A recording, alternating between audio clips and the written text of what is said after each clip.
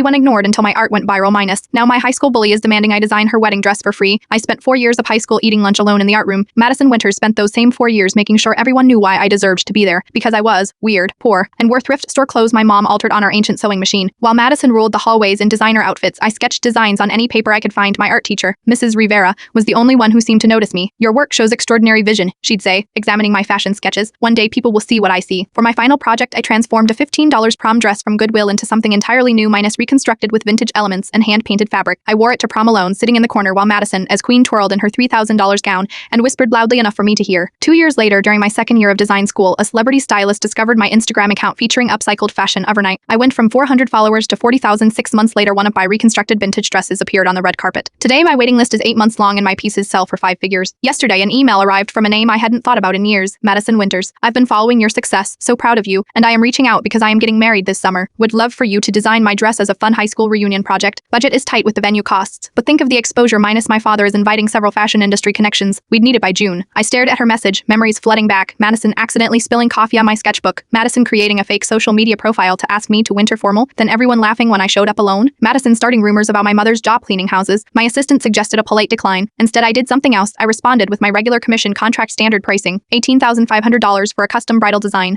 And normal deposit requirements, I added links to my published interviews where I've discussed my high school experiences without naming names, and a single line. Exposure doesn't pay my 6 employees or the rent on my Manhattan studio. Her reply came within minutes. This is ridiculous. We have history. I was one of your first supporters. Ximena was weird in high school. You need to move past it. My father could really help your career. I smiled then. Parent actually smiled. Parent before responding. Our history is precisely why I know what I am worth. The girl who ate lunch alone in the art room now has celebrities waiting months for her designs. I no longer need supporters who only appear after I've succeeded on my own. Today, I am sending a gift to Mrs. Rivera Paerter, a limited edition design from my new collection, and a note thanking her for being the one person who saw me before everyone else did. Para, I am launching a scholarship fund for young designers from disadvantaged backgrounds. Some people try to take advantage of your success after contributing nothing to your journey. Others plant seeds of confidence when you were still invisible to the world. I know exactly which ones deserve the best of what I create.